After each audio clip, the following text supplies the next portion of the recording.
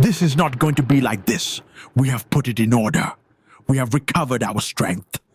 But still, even if we work our arse off under these conditions, it is not possible to close the wounds opened by the First World War and stand up again.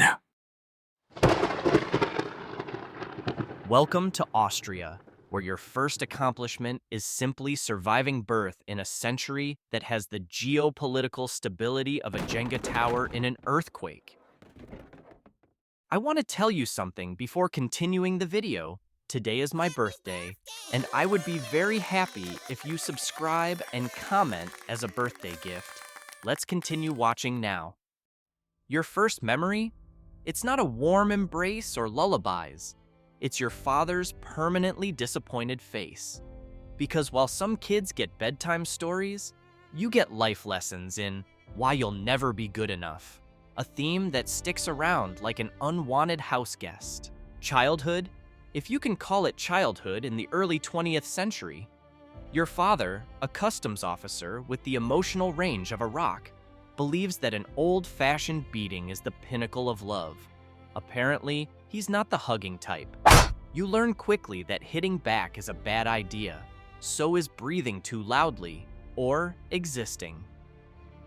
School starts, and to your surprise, it turns out you have ideas. A lot of them. But unfortunately, your grades are more like, please reconsider your life choices, rather than, wow, child prodigy. Your favorite subject? Art. And your dad's idea? That's cute. Now get a real job. He wants you to be a civil servant. You want to paint dreamy landscapes. You argue. He wins. It won't go on like this. Your father dies. Now this is usually where most people would reflect, mourn, maybe even feel a little sad. You take it as your official cue to ignore all of his wishes and double down on the whole, I'm going to be an artist thing. Vienna, here you come. Ah, Vienna, the city of dreams. Or, in your case, the city of no thank you. You apply to the Academy of Fine Arts, fully expecting them to recognize your genius. Instead, you get a rejection letter that basically says, have you considered a different career path? Like, maybe anything else? Turns out, the world isn't ready for your unique brand of architectural doodles. But no worries, surely they'll change their mind next year. They do not. Suddenly, you're homeless, which is a real plot twist.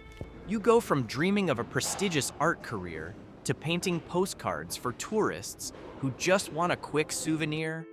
You live in a shelter, stewing in rejection, bitterness, and what historians will later recognize as not a great combination. Then comes World War I, and let's be honest, it's probably the most structure your life has ever had. You sign up, get a uniform, and finally have something to do. Turns out, you're not terrible at soldiering.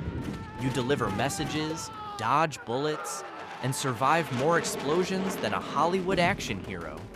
You even get a medal for bravery, which will become your absolute favorite fun fact about yourself. You try to climb the ranks, but even the military is like, hey, let's not put this guy in charge of anything important. Smart move, honestly. The war ends, and Germany is having what can only be described as a rough time.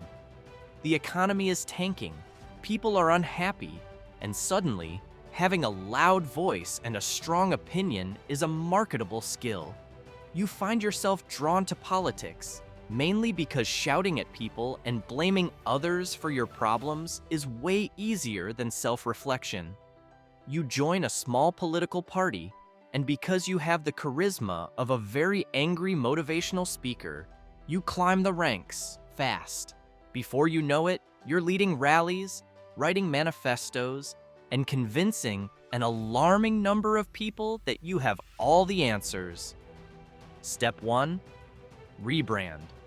You take your tiny, struggling party and give it a fresh look, a catchy name, and some truly unfortunate graphic design choices. You start making speeches that, objectively speaking, are just TED Talks if TED Talks were about blaming everyone else for your personal failures. Germany is struggling, and you present yourself as the solution. You give people someone to blame, a dream to chase, and most importantly, a strong jawline for propaganda posters. People eat it up. Fast forward a few years, and boom, you're chancellor. Somehow, the guy who couldn't get into art school now has an entire country taking orders from him. Talk about a career pivot. What follows is basically a speed run of how to be history's worst person.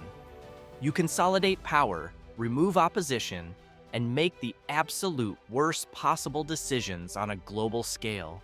You start wars, invade countries like it's a personal hobby, and generally make sure your name will be remembered, but not in the way you probably hoped. Your leadership strategy? It's a mix of paranoia, bad decisions, and an overwhelming belief in your own genius. Turns out, believing you're always the smartest person in the room is a great way to ensure you're not. You ignore your generals, make terrible calls, and somehow decide that invading Russia in the winter is a fantastic idea. Spoiler alert, it is not. Your empire, which you built on arrogance and bad planning, starts crumbling. Your enemies close in, your once loyal followers start jumping ship, and suddenly, the guy who demanded absolute loyalty is finding himself increasingly alone. Your final days are spent in a bunker, watching everything fall apart. The city above you burns, your enemies march closer, and reality finally catches up. Turns out, history always has the last laugh. And so, the story ends. Not with glory, not with triumph, but with a pathetic whimper in an underground bunker. Your once grand ambitions reduced to nothing more than a cautionary tale in every history book ever written. Moral of the story? Maybe just take the rejection letter, find a new career path, and don't try to take over the world.